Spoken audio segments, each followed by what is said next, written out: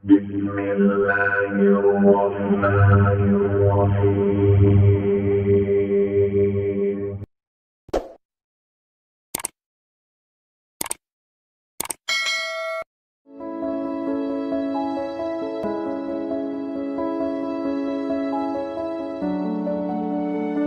Muhammadin wa ala alihi wa sahbihi ajma'in, amma ba'du.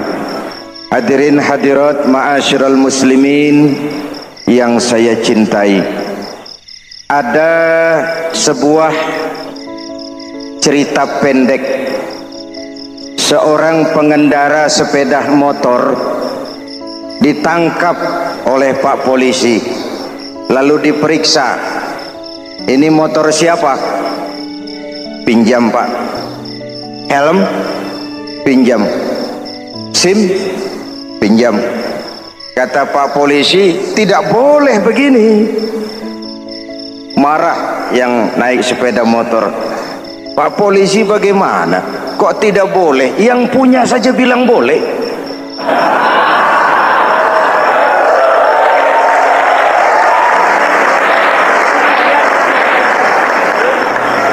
Cerita ini memberikan gambaran bagaimana masyarakat kita sekarang cenderung memboleh-bolehkan diri sendiri, melahirkan permissive society. Masyarakat serba boleh dengan ukuran sakarepe dewe. Itu sebabnya agama diturunkan. Dalam contoh yang indah, Rasul memberikan gambaran bahwa Islam ini bagaikan sebuah bangunan yang komponen pokoknya 5. Bunyal Islamu ala khamsin. Islam dibangun di atas 5 komponen pokok. Jadi kalau Islam ini ibarat bangunan, unsur penunjang pokoknya itu 5. Mari kita analogkan Islam dengan bangunan. Kalau saudara akan membangun rumah, sebelum pasang tiang, pasang genteng, pasang jendela, apa yang lebih dulu dibangun? Fondasi. Kalau Islam ibarat bangunan, fondasinya adalah syahadatu an la ilaha illallah wa anna muhammadar rasulullah. Ini fondasi. Jikalau kuat fondasi, aman bangunan. Jikalau rapuh fondasi, lentur dan luntur bangunan. Maka kuat atau tidak kuatnya bangunan Islam kita bergantung kepada keyakinan dasar tadi, fondasi. Saya bersaksi tidak ada Tuhan selain Allah, artinya saya tidak akan menyembah kecuali hanya kepada Allah. Orang yang benar fondasinya beres sujudnya. Kalau saya yakin tidak ada Tuhan selain Allah, saya tidak akan minta rezeki kecuali hanya kepada Allah. Orang yang benar fondasinya, giat bekerjanya, jauh dari tipu menipu, jauh dari renten, jauh dari riba, jauh dari korupsi, jauh dari judi. Keyakinan memberikan warna terhadap bentuk kepribadian. Kalau saya yakin tidak ada Tuhan selain Allah, saya tidak akan pernah takut kecuali hanya kepada Allah. Saya tidak akan melarikan persoalan kecuali hanya kepada Allah. Saya tidak akan menggantungkan hidup kecuali hanya kepada Allah. Saya tidak akan minta tolong kecuali hanya kepada Allah. Meresap ke dalam jiwa. Untuk keyakinan seperti ini, orang-orang tua kita dahulu berlinang air mata, bersimbah darah, bahkan berkorban nyawa, melaksanakan hijrah untuk mempertahankan keyakinan. Ini intan paling mahal dan ini mutiara paling berharga. Zaman boleh berubah, tapi fondasi tidak boleh goyah. Masa boleh berganti, tapi fondasi jangan sampai mati. Karena iman kita hidup, untuk iman kita berjuang, dan dalam iman kita ingin kembali menghadap Allah Subhanahu. Masih ingat cerita tentang Bilal? Masih? Mengulang kaji saja. Bilal itu budak sahaya. Ketika masuk Islam dipanggil oleh majikannya, Bilal. Iya bos. Saya dengar kamu masuk Islam ya? Iya bos. Kok berani-beraninya kamu masuk Islam? Memangnya kamu budak siapa Bilal? Ya budak bos. Bos. Kamu kerja sama siapa? Sama bos. Bos. Yang gaji kamu siapa? Ya bos. Nah, kamu kan ngerti Bilal, kamu budak saya, kamu kerja dengan saya, yang gaji kamu saya, yang beri makan saya. Kenapa kok beraninya masuk Islam padahal kamu belum saya kasih izin? Bos, bos boleh beli badan saya, tapi jangan mimpi bisa membeli jiwa saya. Tuhan boleh kuasai badan saya, tapi jangan mimpi bisa menguasai keyakinan saya. Saya memang benar Tuhan yang gaji, tapi kan saya digaji, saya kerja. Kerja itu kewajiban saya, gaji itu hak saya. Soal keyakinan jangan ikut campur bos. Kurang ajar kamu Bilal. Biarin Bilal. Begini saja, kalau kau mau meninggalkan keyakinanmu, meninggalkan Allah Tuhanmu, kau akan kami merdekakan. Tapi kalau kau tetap dalam keyakinanmu, kamu akan saya siksa sampai mati. Bagaimana?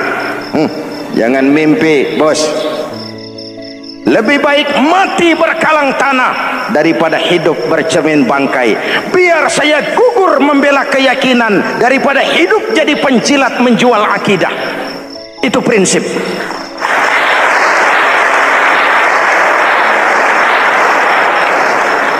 Gendeng kamu. Ayo siksa.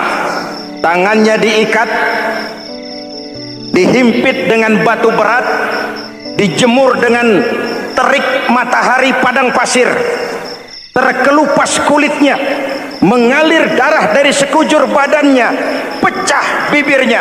Ayo Bilal, tetap bertuhan Allah dan kau akan mati di sini, atau kembali ke agama lama, kau jadi merdeka. Dari bibir yang pecah itu cuma keluar Allahu Ahad. Bilal budak badannya, merdeka jiwanya, maka namanya ditulis dengan tinta emas dalam sejarah. Kita zaman sekarang merdeka badan kita, tapi sering budak mental dan jiwa kita, maka sejarah tidak pernah mau mencatat kita.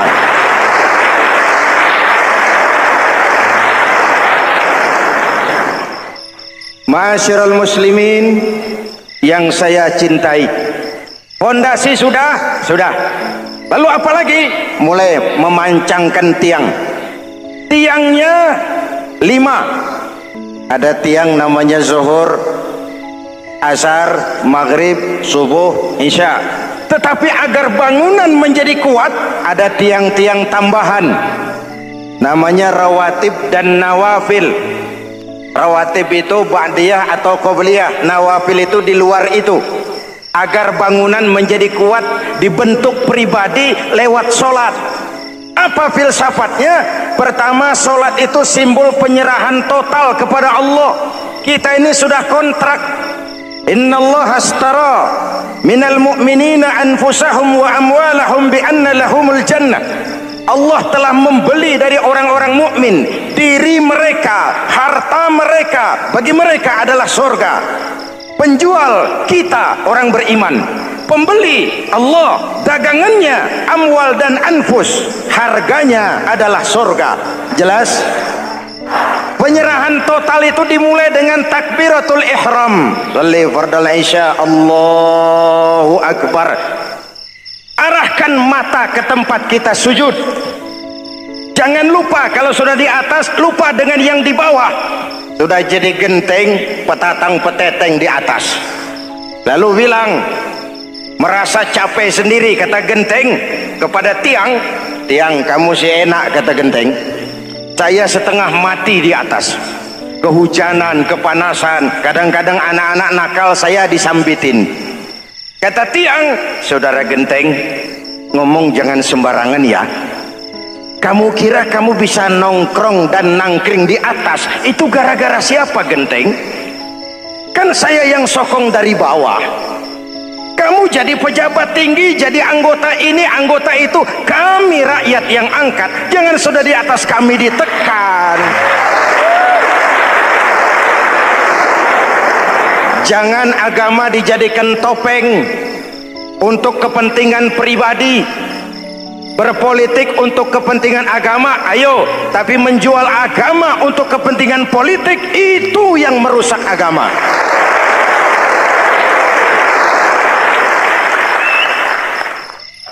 Ini kan kita lagi prihatin sedang meluncur kasus Bulog Gate 2. Innalillahi wa inna ilaihi raji'un. Kita lihat sajalah para petinggi kita sekarang bagaimana menyikapi hukum. Sebab saya dengar ada bargaining, orang takut teriak maling sapi karena DE maling wedus. Tidak berani teriak ada maling sapi karena dia maling kambing. Yang lain maling ayam, dikumpulin ternyata maling semua.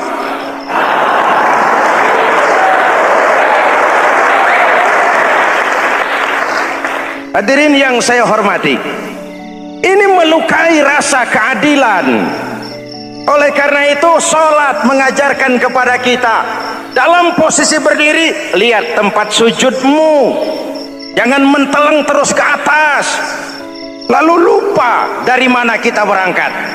Itulah maknanya tawadhu, rendah hati, tidak melonjak angku dan sombong. Ada sebuah hadis Rasulullah bersabda, idza aradallahu biqaumin khairan, apabila Allah menginginkan kebaikan kepada satu bangsa, apabila Allah menginginkan kebaikan kepada satu kelompok rakyat, walla alaihim hulama'uhum, maka yang naik jadi pemimpin adalah orang-orang yang santun, orang-orang yang lemah lembut, bukan orang yang menggunakan kekerasan dan tiran.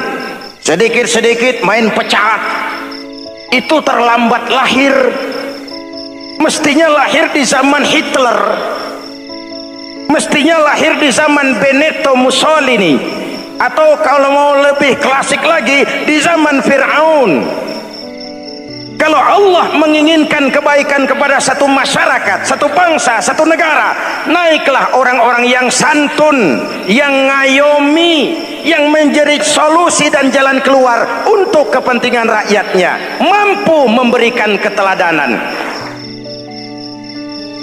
Saya tertarik dengan pidato Presiden Cina pada saat dilantik. Cina, Presiden Cina pasti tidak tahu Pancasila, pasti tidak kenal Islam, tapi pidato pelantikannya, berikan saya 100 peti mati, yang 99 akan saya pakai buat koruptor, yang satu akan saya pakai sendiri kalau kamu lihat saya tidak benar.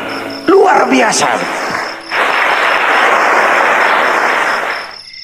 Yang diperlukan sekarang ini keteladanan, hulama'uhum, sikap ngayomi, mencari jalan keluar, bukan memamerkan kekuasaan, memamerkan kekuatan, arogansi, menghormati perbedaan.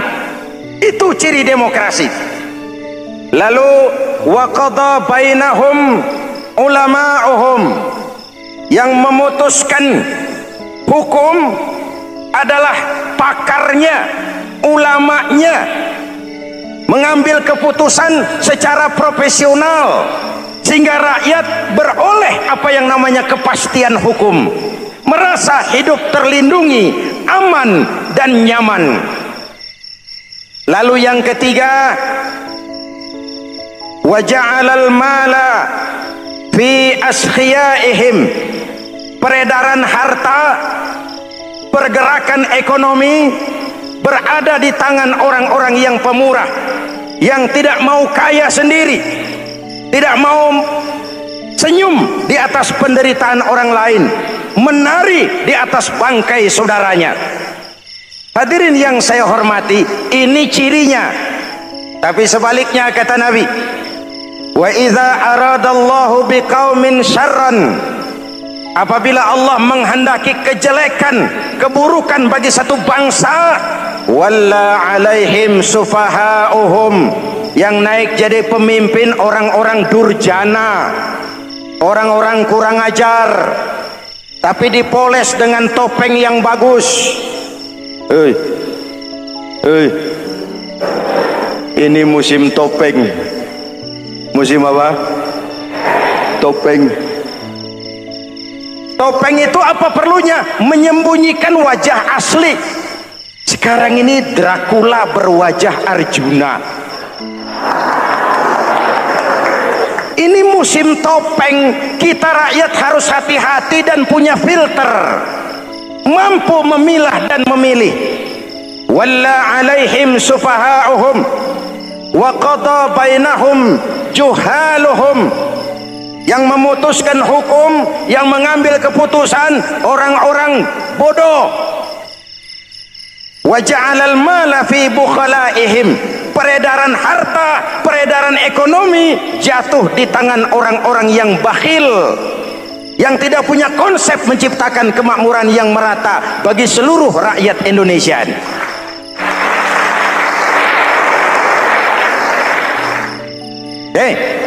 Kita kembali kepada tiang.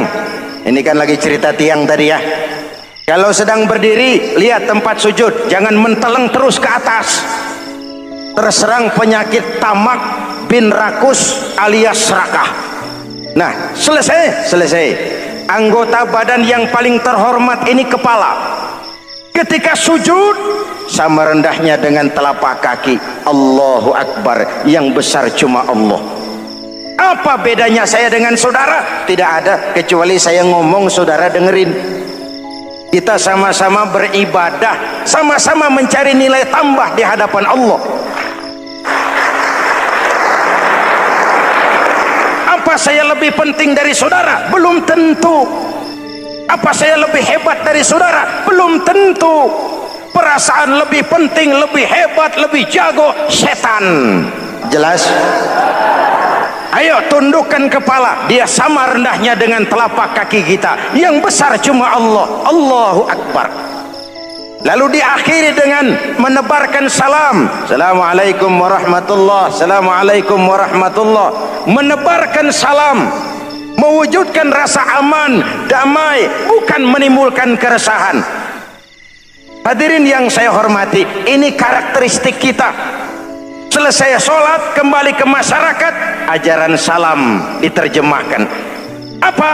Rasulullah sallallahu alaihi wasallam bersabda, "Ufsus salam, wasilul arham, wa at'imut ta'am, wa sallu bil laili wan nasu niyam, tadkhulul jannata bisalam." Pertama, ufsus salam, tebarkan salam. Tebarkan salam itu bukan cuma kalau ketemu orang assalamualaikum, assalamualaikum. Ya, itu zahirnya. Tetapi hidup di tengah masyarakat memberikan rasa aman, rasa damai, menjadi pengayom bagi lingkungan, menjadi rahmah bagi semesta. Dalam Islam jangankan manusia, binatang saja dilindungi kok. Betul? Betul? Coba kalau belajar istinja itu kan makruh buang air kecil di tanah yang berlubang. Kenapa? Pertama, melindungi binatang yang ada dalam lubang. Siapa tahu di lubang yang saudara kencingi ada semut sedang rapat. Membahas Bologet jilid 2. Apa dosanya lalu mati dikencingi? Ini namanya rahmatan lis semut. Binatang saja dilindungi. Ada hadis, kalau kamu menyembelih hewan, sembelilah dengan cara yang terbaik. Jangan menyembelih ayam dengan pisau tumpul. Ini ajaran apa? Ajaran tentang peri kebinatangan. Rahmatan, memberikan rahmah, salam, keselamatan dan kedamaian kepada masyarakat lingkungan. Itu misi seorang muslim.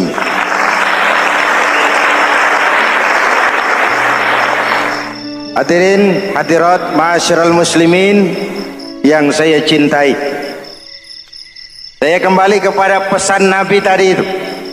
Pertama, ufsus salam, sebarkan salam. Sekarang ini kan yang banyak sebarkan isu, sebarkan fitnah, hancurkan nama baik orang, hantam orang di mana-mana. Padahal yang diajarkan ufsus salam, sebarkan perdamaian, bukan permusuhan. Cari kebenaran, bukan kemenangan. Lalu yang kedua, wasilul arham, sambungkan silaturahmi, tegakkan semangat kekeluargaan dan persaudaraan. Karena kita sudah diikat dengan tali akidah. Mari kita saling bertanya setelah lewat hari-hari yang dimana kita seperti saling berhadapan, seperti tercabut dari akar budaya kita sebagai bangsa. Semangat gotong royong, semangat kekeluargaan makin lentur dan luntur, dan perlu kita angkat kembali ke permukaan. Silul arham, sambungkan semangat silaturahmi. Wa at'imut ta'am, berikan makan orang-orang yang kelaparan. Mempunyai kepekaan dan kepedulian. Jangan menari di atas penderitaan orang, jangan tersenyum di atas isak tangis tetangga. At'imut ta'am, mempunyai kepedulian yang tinggi. Wasallu bil laili wan nasu niyam, bangunlah di keheningan malam ketika orang sedang tidur. Istilah saya, kalau mau telepon Allah, jangan lupa nomor teleponnya itu 44342, jumlahnya 17. Zuhur, asar, maghrib, isya, subuh 44342. Jangan ragu-ragu. Kalau angka cukup, telepon sambung. Kalau angka kurang, hati-hati salah sambung. Pak, mau sambung yang lebih cepat bagaimana? Bisa. Selain nomor itu, coba pakai sambungan langsung jarak jauh, namanya SLJJ. Kapan? Tengah malam. Kenapa tengah malam? Lebih murah. Lebih murah. Saluran kosong, telepon jarang yang pakai, orang banyak tidur. Wa minal laili fatahajjad bihi nafilatan lak asa ayyab'atsaka rabbuka maqaman mahmuda. Nun di keheningan malam, bangun. Seperti bapak-bapak, ibu-ibu sering bangun tengah malam ya Bu? Ya. Ngapain? Kalau bangun tengah malamnya sih saya percaya, cuma urusannya apa? Kira bangun tengah malam mau tahajud, malaikat sudah mau nulis, cuma buang air kecil, tidur lagi. Hampir salah tulis saya.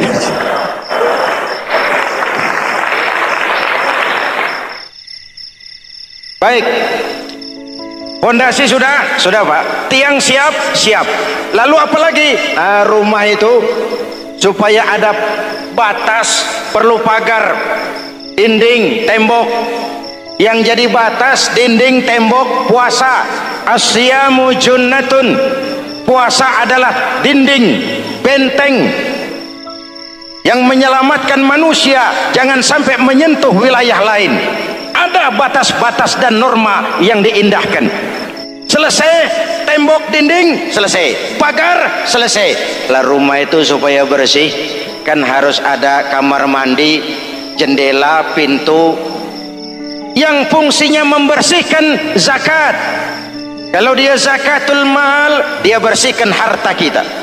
Kalau dia zakatul fitrah, dia bersihkan jiwa kita. Kalau dia zakatul tijarah, dia bersihkan bisnis kita. Kalau dia zakatul ma'adin, dia bersihkan barang tambang kita.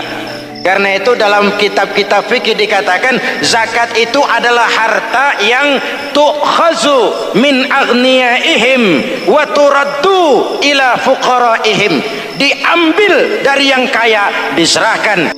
Hukum diatur menurut selera orang yang sedang berkuasa, maka yang benar bisa jadi salah, yang salah bisa jadi benar. Kalau untuk rakyat, hukum itu tajam bukan main, cepat sekali dilaksanakan. Tapi giliran menengah ke atas yang gedean dikit berbuat salah, hukum tompul. Tapi ada orang-orang tertentu yang agunannya palsu, jaminannya palsu, bawa kata belece, bukan cuma miliaran, triliunan kredit bisa keluar. Terluka rasa keadilan, hilangnya kesempatan. Rakyat cuma dapat kesempitan, jarang dapat kesempatan.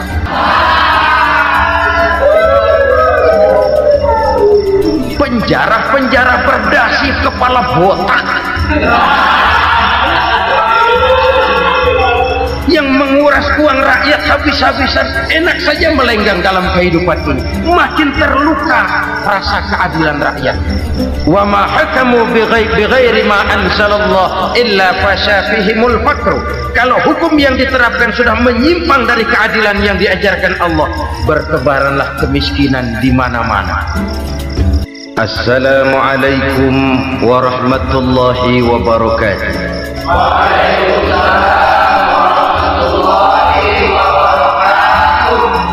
Bismillahirrahmanirrahim. Alhamdulillahi rabbil alamin.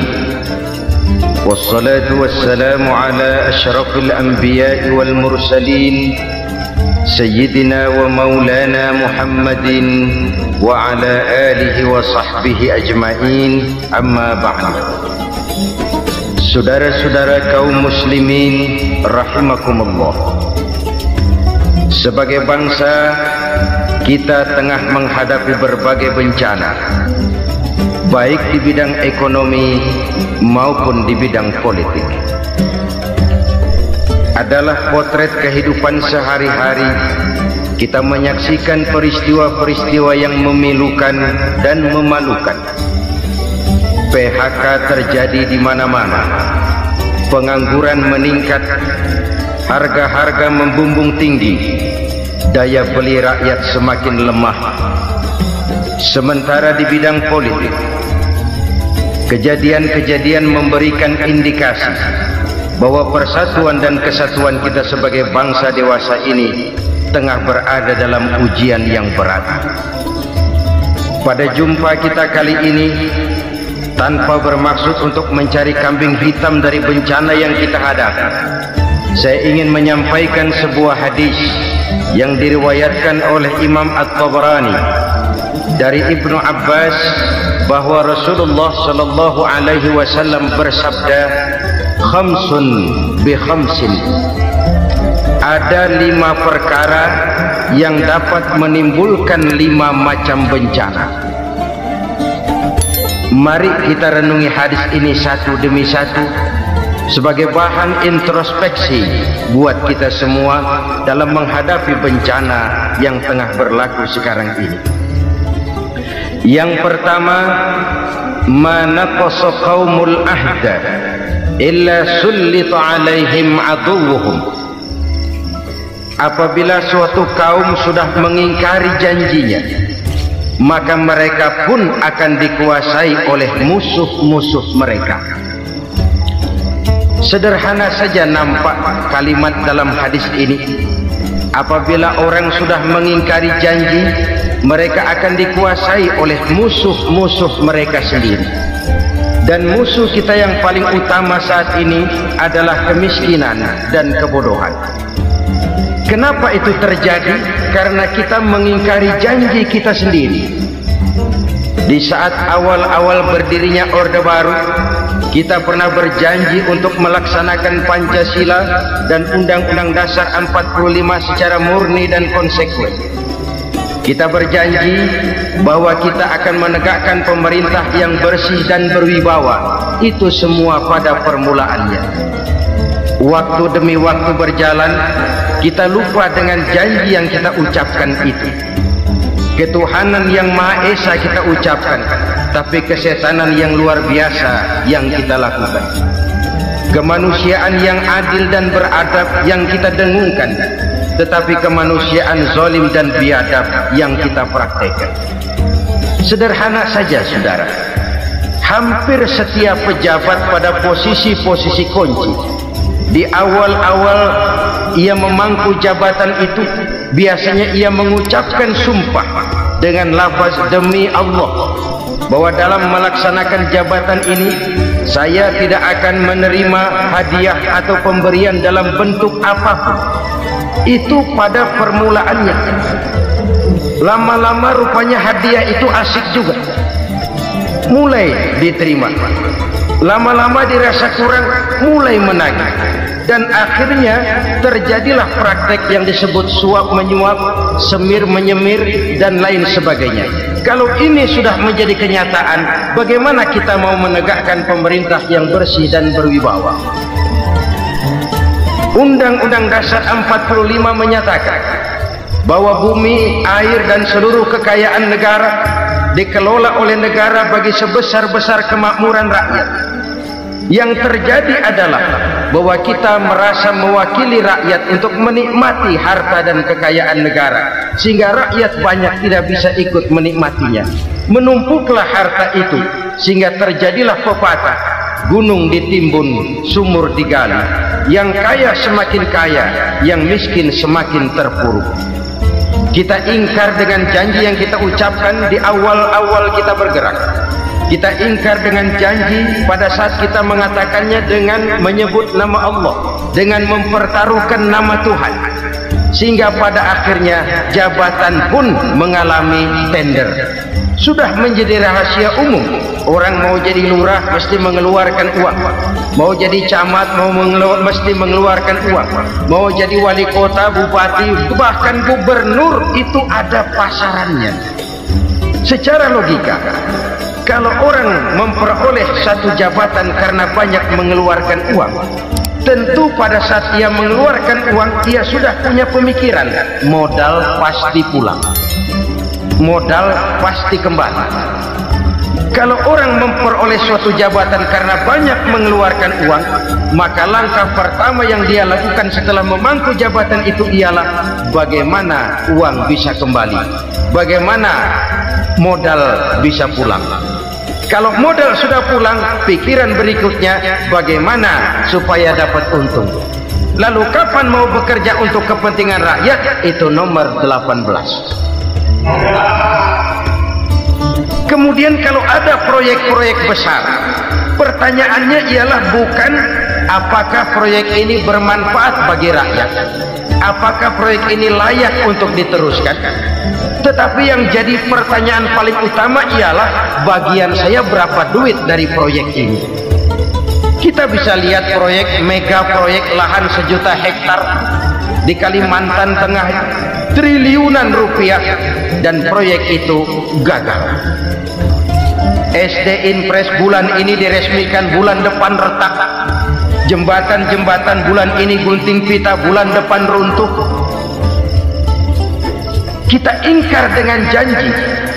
Kita berkata kita bekerja untuk kepentingan rakyat, tapi kita tidak pernah mengenal rakyat itu. Apabila suatu kaum sudah mulai mengingkari janji, maka mereka akan dikuasai oleh musuh-musuh mereka. Akibatnya tersusunlah barisan-barisan sakit hati yang makin lama makin menjadi bola salju, menggelinding membesar, dan kemudian terjadilah hal-hal yang tidak kita inginkan lagi. Apabila suatu kaum sudah mengingkari janji, maka mereka akan dikuasai oleh musuh-musuh mereka. Ini penyebab bencana yang pertama. Kita tidak konsekuen. Tadinya kita dengan lantang teriak-teriak berantas korupsi, ganyang korupsi. Pada waktu kita belum mendapat kesempatan. Setelah kita naik punya kesempatan, rupanya korupsi enak juga dirasa. Terjadi pergeseran nilai, orang luntur, kehilangan idealisme awal. Lalu untuk menghibur diri, menutup kesalahan, kita gunakanlah pepatah bahwa tidak ada gading yang tak retak, bahwa kita harus mikul dhuwur mendem jero. Itu semua cuma sebagai dalih agar kesalahan kita tidak dibicarakan orang lain. Padahal kita sendiri yang mengingkari janji. Kita yang keluar dari komitmen awal kita. Kita berjanji melaksanakan Pancasila dan Undang-Undang Dasar 45 dengan murni dan konsekuen. Kita berjanji untuk menegakkan pemerintah yang bersih dan berwibawa. Namun dalam kenyataannya itu tidak kita laksanakan dengan sebagaimana mestinya. Kita bergeser, kita mengalami proses degradasi, peluncuran nilai, dan akhirnya terbentuklah barisan-barisan sakit hati yang semakin lama semakin membesar itu. Kita harus introspeksi. Memang kalau zaman sedang susah, biasanya kambing hitam laris, tukang kompor gentayangan. Itu dari dulu selalu mencari kambing hitam. Karena itu kita tidak bicara orang, kita tidak bicara siapa yang salah, kita bicara sistem, dan sistem itu bisa mengena siapa saja. Kalau orang sudah mulai mengingkari janji, bergeser dari komitmen awal, itu sudah mulai ya mengalami proses peluncuran, proses degradasi. Ini penyebab yang pertama. Kita tidak lagi konsekuen bahwa bumi, air, sumber daya alam adalah milik negara, dikuasai oleh negara, digunakan bagi sebesar-besar kemakmuran rakyat. Ternyata rakyat yang makmur itu tidak merupakan gambaran yang menyeluruh dari rakyat kita. Undang-undang dasar kita menganut ekonomi kekeluargaan, tapi yang kita praktekkan adalah ekonomi keluarga. Kalau bukan keluarga nggak dapat proyek, kalau bukan keluarga nggak dapat macam-macam. Kekeluargaan kita rubah menjadi keluarga, timbullah penyakit nepotisme. Kita bergeser, kita ingkari janji, dan kita anggap kita atasnamakan rakyat. Rakyat cuma sekedar jadi adres, rakyat cuma sekedar jadi alamat, tetapi kehidupan mereka tidak banyak berubah dan tidak banyak terangkat. Kaum muslimin rahimakumullah, ini penyakit yang pertama, penyebab bencana yang pertama. Yang kedua kata Nabi, wa ma hakamu bighairi ma anzalallah. Apabila hukum yang diterapkan sudah tidak lagi bersumber dari hukum Allah, illa fasya fihimul faqr, maka akan bertebaranlah kemiskinan di mana-mana. Ini artinya apa? Apabila hukum tinggal sebuah stempel, apabila hukum sudah diatur menurut kepentingan, apabila hukum sudah tidak lagi ditegakkan secara adil, maka kemiskinan merambah di mana-mana. Hukum diatur menurut selera orang yang sedang berkuasa, maka yang benar bisa jadi salah, yang salah bisa jadi benar. Hukum dalam kenyataan hidup berlaku seperti pisau. Pisau itu kan saudara lihat, yang namanya pisau dimanapun itu tajamnya ke bawah, ke atas tumpul. Kalau hukum itu kalau untuk rakyat, hukum itu tajam bukan main, cepat sekali dilaksanakan. Tapi giliran menengah ke atas yang gedean dikit berbuat salah, hukum tumpul. Hukum pura-pura tidak dengar, akibatnya terluka rasa keadilan rakyat. Satu kasus rakyat diam, dua kasus rakyat diam, tiga kasus rakyat diam, kasus terakumulasi di hati rakyat, luka rasa keadilan, dan itu menjadi sumber bencana. Penjarahan kita tidak setuju itu, tapi kita harus melihat kausalnya. Itu kan tidak berdiri sendiri, itu kan karena terlukanya rasa keadilan rakyat melihat kesempatan ini tidak merata. Kalau rakyat ini yang ngajukan kredit ke bank, walaupun jumlahnya cuma jutaan, ratusan ribu, susahnya 17 setan. Tapi ada orang-orang tertentu yang agunannya palsu, jaminannya palsu, bawa kata belece, bukan cuma miliaran, triliunan kredit bisa keluar. Terluka rasa keadilan, hilangnya kesempatan. Rakyat cuma dapat kesempitan, jarang dapat kesempatan. Dari lukanya rasa keadilan ini, Memang ya entah lipstick, entah basa-basi, dibentuklah tim ini, dibentuklah badan pengawas ini, dibentuklah tim ini. Kalau membentur tahu, hancur tahu. Tapi kalau tim yang dibentuk membentur karang, bukan karangnya yang hancur biasanya, timnya yang bubar. Kenapa? Yang dibentur batu karang yang sangat keras.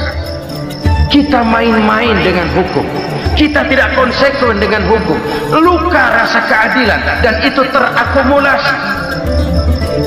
Edi Tamsil, rakyat tahu, terakumulasi, menguap begitu saja. Kasus-kasus lain rakyat tahu, menguap begitu saja. Ketidakadilan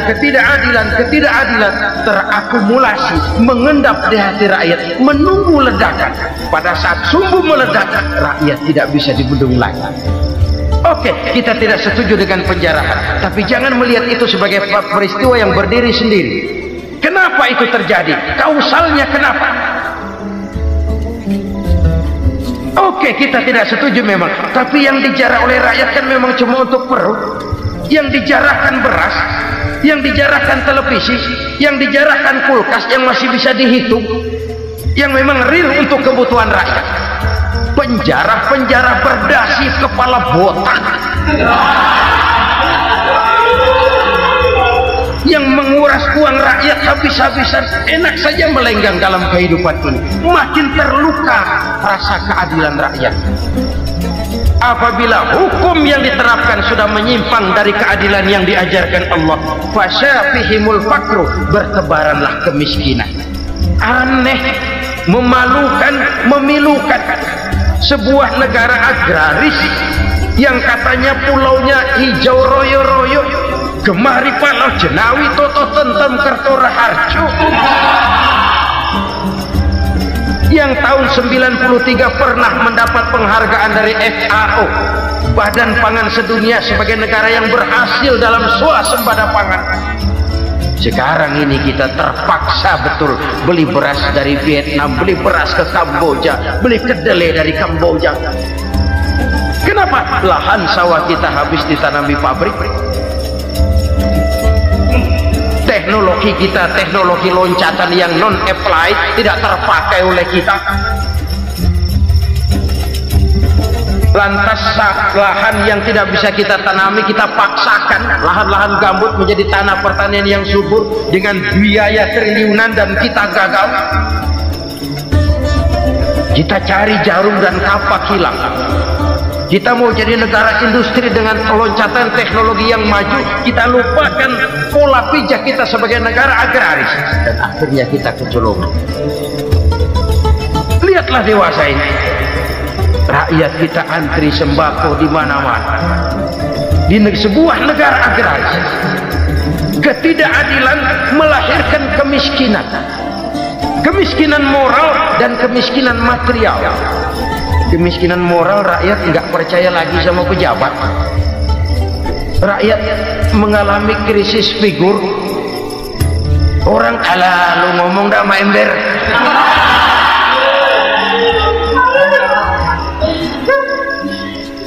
Penataran yang menghabiskan biaya miliaran itu melahirkan pejabat-pejabat korup. Pengawasan yang menghabiskan biaya miliaran itu ternyata impoten, mandul.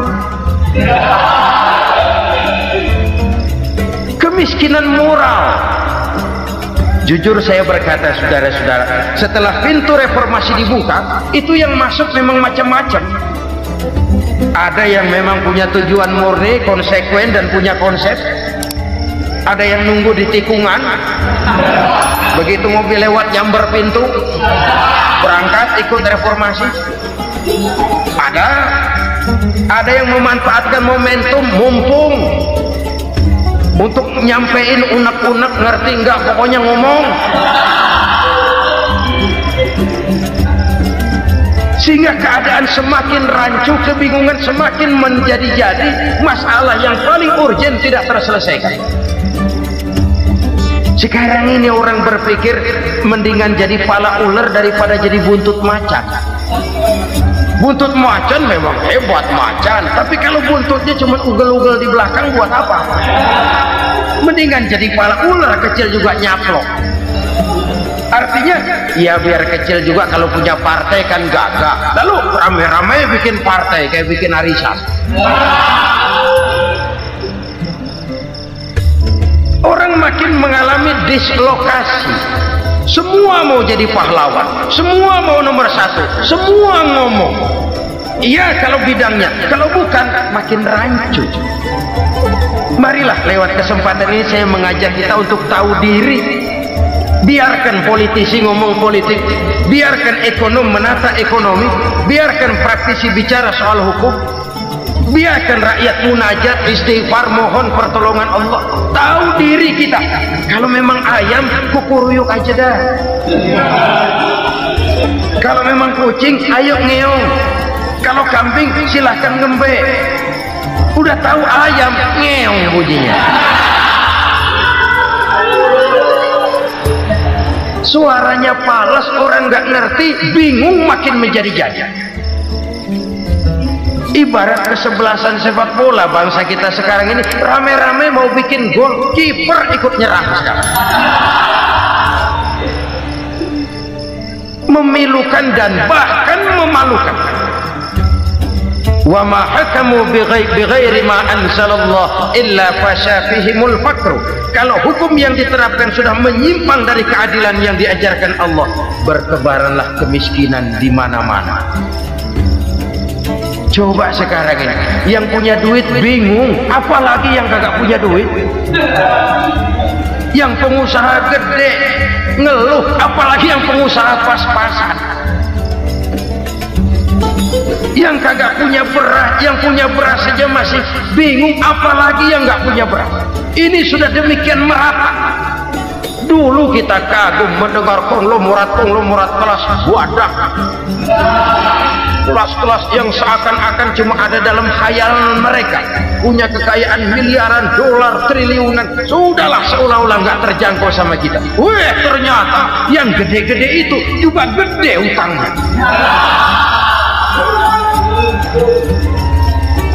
Dan rontok satu demi satu. Ternyata rakyat selama ini cuma dialamatkan, cuma dijadikan adres. Rakyat yang tidak banyak ngerti persoalan ini harus menanggung hidup ini begini berat, harus menanggung beban hidup ini begini tinggi. Daya beli semakin lemah, semakin terpuruk dan terpuruk, sedang keadaan belum juga banyak berubah. Yang hutang sama luar negeri itu kan bukan rakyat kecil, Ciano. Yang banyak nyimpen dolar juga kan Ciano. Rakyat kecil bocah kampung mah jangankan nyimpen dolar, ngelihat juga tumben. Kemana kita mesti bercermin? Sekali lagi saya mengatakan maaf, kita tidak bermaksud mencari kambing hitam. Karena itu kita tidak bicara orang, kita bicara sistem, kita bicara keadaan. Beginilah yang dikatakan Nabi, penyebab timbulnya bencana, hukum yang ditegakkan tidak lagi berorientasi kepada keadilan, tapi berorientasi kepada kepentingan. Akhirnya bentuk hukum seperti pisau, tajam ke bawah, tumpul ke atas. Hukum cuma buat rakyat kecil, tetapi kelompok menengah ke atas kadang-kadang kebal dari perlakuan hukum. Maka bertebaranlah kemiskinan. Iya, kemiskinan moral berupa lukanya rasa keadilan. Kalau rasa keadilan terluka, orang kan nunggu kesempatan, saudara. Iya, dia nggak bisa ngomong. Iya, dia nggak sanggup action. Iya, dia nggak bisa tunjuk rasa, tapi hatinya kan kapan ada kesempatan, kapan ada waktu, tunggu. Hatinya mesti begitu. Sehingga begitu ada kesempatan, terjadilah hal-hal yang tidak terhindarkan. Dan itu ekses, bukan reformasi. Jangan seperti sebuah dialog saya dengan seorang abang beca. Saya bertanya, bang, ya, abang tahu nggak reformasi? Tahu, Ustaz. Apa? Pembakaran. Terus penjara lalu perkosaan. Itu referensi, itu yang saya lihat. Itu yang dia lihat. Saya tentu tidak menyalahkan abang beca kita, karena memang itu yang dia lihat dan sejauh itu wawasannya. Tapi ini indikasi bahwa banyak rakyat kita yang belum bisa menggunakan kebebasan secara bertanggung jawab. Padahal kebebasan tanpa tanggung jawab tirani. Sebuah contoh gampang-gampangan. Saya beli radio, saya setel di kamar saya, lalu saya bilang, ini radio gue, yang beli gue, pakai duit gue setel di kamar gue, sekeras-kerasnya, gak ada urusan sama orang lain. Itu kata saya. Tetapi tetangga saya sebelah rumah kan boleh juga ngomong begitu. Kata tetangga saya, ini mata gue, yang ngantuk gue tidur di kamar gue, kenapa suara radio lu nyampe kemari? Artinya apa ini? Kebebasan saya nyetel radio dibatasi oleh kebebasan tetangga saya yang mau tidur. Tidak ada kebebasan mutlak. Kebebasan mutlak tanpa tanggung jawab kembali akan melahirkan tirani, kembali akan melahirkan pemaksaan kehendak. Dan itu lagi-lagi bukan demokrasi. Saudara-saudara kaum muslimin rahimakumullah, ini penyakit yang kedua, lukanya rasa keadilan, terutama di kalangan rakyat kecil. Itu mengendap menjadi akumulasi dan menunggu giliran kapan bisa dimuntahkan. Dengan kata lain, rakyat itu banyak banget makan yang perutnya jadi enak, nyelam, kapan nunggu muntahnya. Udah begini banyak akumulasi yang mereka pendam di perut ini, sehingga ketika terjadi kesempatan itu sudah tidak terkendalikan lagi. Kita out of control. Saya tidak mentolerir sikap-sikap kekerasan. Bahkan saya lebih cenderung bahwa kalau di rumah kita banyak tikusnya saja racuni, jangan rumah dibakar. Bahwa ada korupsi, ya, ada kolusi, memang ada nepotisme, tentu. Tetapi tikusnya saja racuni, jangan rumah dibakar. Masa mau ngusir tikus bakar rumah? Tikusnya lari, tikusnya selamat, rumahnya ewes-ewes.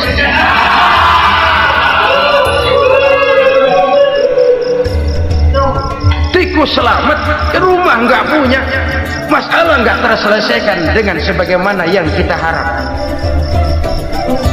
Kita sepakat ini negara hukum, dan di hadapan hukum semua manusia itu sama. Itu prinsip yang diajarkan Allah.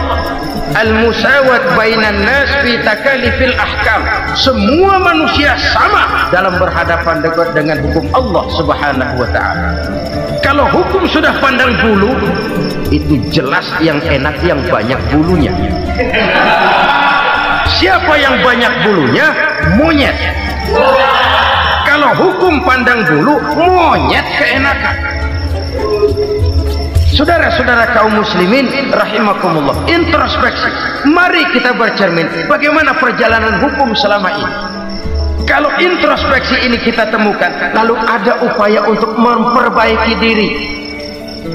Jangan menggunakan tak ada gading yang tak retak, mikul duwur mendem jero untuk menutup-nutupi kesalahan orang.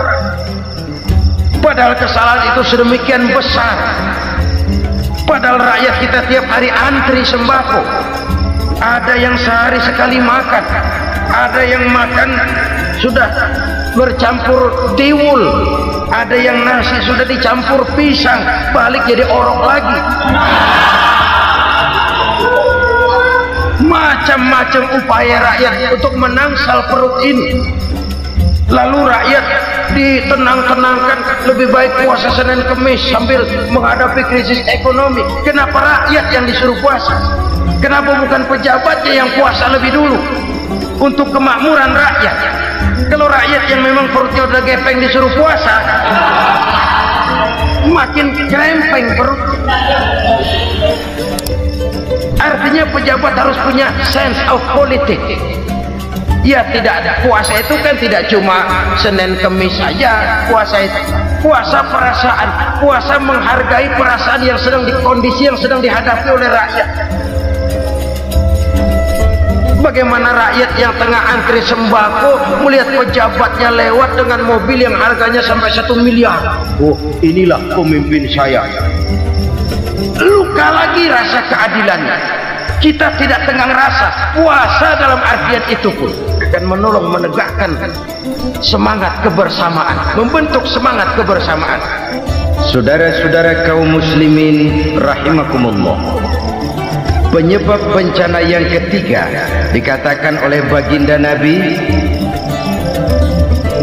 wala dhaharat fihimul fahishatu illa fasha fihimul maut. Apabila kekejian telah merajalela, maka maut bertebaran di mana-mana. Kita renungi butir kalimat dalam hadis ini. Apabila kekejian telah merajalela, maut bertebaran di mana-mana. Begitu murah arti sebuah kehidupan. Penjarahan untuk hal-hal yang kecil tapi sampai mengorbankan nyawa. Apabila kekejian sudah terjadi di mana-mana, maut pun bertebaran. Maut dalam arti berpisah ruh dengan jasad, tapi juga maut dalam arti orang bisa mati karirnya, orang bisa mati usahanya, orang bisa mati kesempatannya karena perbuatan-perbuatan keji yang selama ini tidak terbendung. Lahirlah teori mafia. Siapa yang kuat dia yang berkuasa, siapa yang lemah dia menjadi mangsa. Proyek-proyek besar yang menang tender itu ya dari itu ke itu saja. Yang pengusaha-pengusaha tidak punya koneksi, tidak bisa bayar komisi, dapat proyek tetelan. Ada dagingnya dikit, namanya juga tetelan. Dagingnya sudah habis disantap oleh meja. Sekian puluh meja dilalui, sekian puluh amplop dikeluarkan, sehingga yang akhirnya ya tinggal tetelan itu tadi. Maka kualitas pekerjaan pun sudah bukan lagi jadi masalah. Demikianlah mafia-mafia ini bermunculan di mana-mana. Di pengadilan terkenal mafia pengadilan. Hukum bisa dibeli, hukum bisa dipesan menurut kebutuhan sponsor. Mafia peradilan, mafia politik, mafia ekonomi, bahkan mafia agama yang menggunakan agama sebagai kedok, menggunakan agama sebagai dalih, menggunakan agama sebagai topeng untuk melancarkan maksud-maksud politiknya pun tidak tertutup kemungkinan. Apabila kekejian telah merajalela, maut bertebaran di mana-mana. Korupsi, kolusi, nepotisme itu bagian dari kekejian. Kita selama ini kalau mendengar maksiat, itu yang terbayang cuma judi, mabuk, zina. Ya itu maksiat. Tapi korupsi, kolusi, nepotisme itu juga maksiat dalam bentuk lain. Kalau ini sudah bertebaran, maka maut terjadi di mana-mana. Jangan bayangkan cuma mati orangnya, itu sih kewajiban. Yang menyakitkan itu orangnya masih hidup tapi dibikin mati, karirnya mati. Kenapa? Karena yang diperlukan bukan cuma orang pinter tapi orang taat. Biar pinter, kalau nggak taat minggir. Biar bodoh, kalau taat bisa nyenangin atasan, bisa nyemur. Kumaha juragan wae ayeuna mah. Itu yang kadang-kadang dapat penghargaan. Tidak ada prestasi kerja kecuali bikin senang orang di atas. Kita lihat di desa-desa jalan rusak. Kalau ada berita pejabat anak mau turun, jalan rata sekali. Sampai tanah dari mana aja dikeruk buat ngeratain tuh jalan. Pejabat pulang legok lagi jalanan. Katanya kita kerja buat rakyat, nyatanya kita cuma melayani atas. Kenapa? Terjadi lingkaran setan. Seperti kata lagu Dul Sumbang itu, mahasiswa takut sama dosen, dosen takut sama dekan, dekan takut sama rektor, rektor takut sama menteri, menteri takut sama presiden, presiden takut sama mahasiswa. Lah muter balik lagi, lingkaran setan, lingkaran setan. Saudara-saudara kaum muslimin rahimakumullah, kekejian yang merajalela, praktek-praktek mafia yang tertuang dalam kehidupan sehari-hari menyebabkan orang mati karirnya, jasad masih hidup, karir mati, itu menyakitkan. Mati bisnisnya. Rakyat kecil pernah senang ketika cengkeh booming, harganya bagus, rakyat banyak yang pergi haji. Lalu mau ditata, lahir tata niaga cengkeh, malah amburadul. Harga cengkeh jatuh, petani cengkeh kecil menjerit. Siapa yang untung? Segelintir orang. Masihkah kita pakai atas nama rakyat untuk kepentingan nasional, padahal yang nyanyi cuma segelintir orang? Masihkah kita mau bohongi rakyat ini dengan mobil nasional tapi bikinan Korea? Masihkah kita mau bermain verbalisme, bermain kata? Ini sebuah masa lalu yang tidak perlu terulang lagi untuk masa-masa yang akan datang. Kekejian merajalela, orang mati karir, bisa mati usaha, mati bisnis. Usahanya maju, dirangkul, hancur. Usahanya maju, dipukul, hancur, tenggelam. Bahkan yang memilukan dan memalukan badan-badan usaha milik negara itu dikebiri sedemikian rupa sehingga tidak menghasilkan hal-hal yang bermanfaat buat negara. Saudara-saudara kaum muslimin rahimakumullah, kalau nafsu yang sudah mengatur itu semua, maka kekejian pun merajalela. Orang sudah pakai teori mafia, yang kuat dia yang menang, yang kuat dia yang berkuasa, yang lemah silakan minggir di sudut-sudut kehidupan. Kalau kekejian seperti ini merajalela, maut bertebaran di mana-mana. Banyak orang mati karirnya, banyak orang mati usahanya, banyak orang mati imajinasinya. Sekarang ini dalam dunia seni yang banyak karyawan seni, bukan seniman. Seniman itu kan dilahirkan, lain seniman, lain karyawan seni. Sekarang yang banyak karyawan seni, bukan seniman. Mati karir, mati imajinasi, mati improvisasi, sehingga kehidupan persis sinetron. Sinetron itu yang kita lihat rumah mewah, yang kita lihat rumah bagus. Gak pernah kita lihat di sinetron kita ini rakyat antri sembako. Kita dijejali hal-hal yang indah, yang wah, yang membuat kita tenggelam dalam gaya hidup instan, tenggelam dalam gaya hidup wah. Kita lupa dengan realitas keseharian di tengah-tengah masyarakat kita. Lahirlah kelompok-kelompok selebritis, dibesarkan oleh berbagai media. Selebritis pilek aja masuk koran, pilek.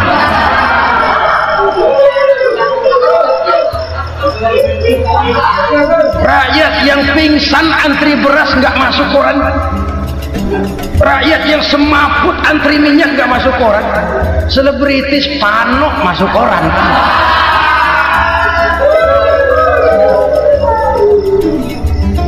Kita besarkan hal-hal kecil, kita kecilkan hal-hal besar. Kenapa? Kita mengejar oplah, kita profit oriented, tidak lagi berorientasi kepada realitas hidup yang kita hadapi ini. Kalau kekejian sudah merajalela, kata Nabi, maka maut bertebaran di mana-mana. Maut dalam artian maut, coba lihat sekarang begitu murah nyawanya. Karena 1000 perak orang mau nusuk bunuh, karena beras seliter orang khilaf. Begitu murah kehidupan. Tapi kekejian dalam bentuk korupsi, kolusi, nepotisme, kekejian dalam bentuk itu mematikan karier, mematikan bisnis, mematikan imajinasi, mematikan kreativitas. Itu juga maut dalam bentuk lain akibat kekejaman lain. Ini penyebab yang ketiga. Yang keempat, penyebab bencana menurut baginda Rasul,